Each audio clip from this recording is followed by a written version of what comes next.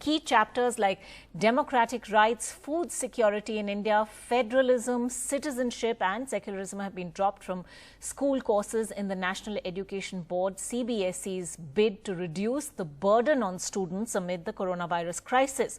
Now, the CBSE announced on Tuesday that the syllabus for 2020-2021 would be reduced by a third because of the extraordinary situation as the world fights the coronavirus pandemic.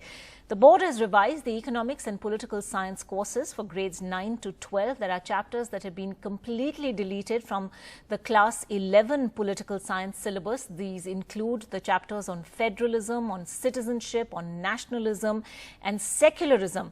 The ICSE had already also cut 25% of its syllabus, but what we're looking at now is a growing row as academics raise questions over why these particular chapters have been deleted. They raise questions about whether, in fact, a political agenda of sorts is being pushed over here and why these have in particular been singled out for deletion. It's interesting to take a look at the subjects. Now, democratic rights, as we said, also religion, gender, caste, chapters on these subjects have also been deleted, as have chapters on democracy and diversity, on popular struggles and movements. A chapter on challenges to democracy from the political science class 10 course has also been deleted. Now, a lot of people seem to question why this has been done. A chapter on federalism, which talks about states and their relation to the centre, also gone. Chapters on citizenship, on nationalism, on secularism, all have been deleted for now. Himanshu joining us with the latest on that. Himanshu, what are the kind of questions that are being raised now over, well, presumably neither students nor teachers could deal with completing the whole curriculum. But is it the selection of chapters now that is raising this controversy? What are we hearing?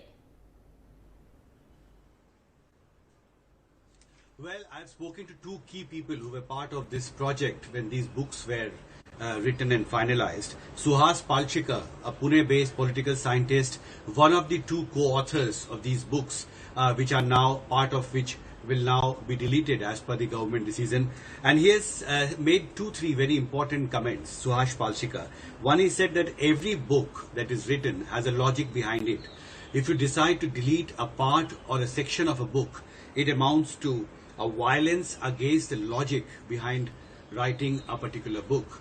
And he's also said that there were many other ways in which burden could have been lowered on the students.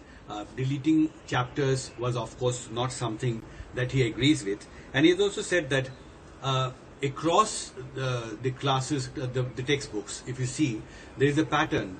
Mostly chapters related with diversity and democracy have been deleted. He said that diversity is the soul of any democracy. And so if you want to teach students about democracy, how can you take out elements related with diversity from these books? Now, Ankita, I've also spoken to the NCERT director, Krishnan Kumar, who was between 2004 and 2010, the NCERT director for 6 long years. And he has commented also very strongly, saying that this right of students, school students, to read and understand history, democracy, diversity has been violated by these decisions to delete these portions. And his last point, he's also highlighted the fact that there are contradictions in the approach of the government. The government has said that chapters on federalism will be deleted, but the government wants to teach students about constitution. The chapters on social movement is being deleted, but you also want to teach history to students. Now, how can you teach history when history is created by social movements? How do you teach about constitution without teaching about federalism? So several questions are being raised about the decision to delete these chapters. And it will be very important to see how government responds to these questions that are being raised. Ankita.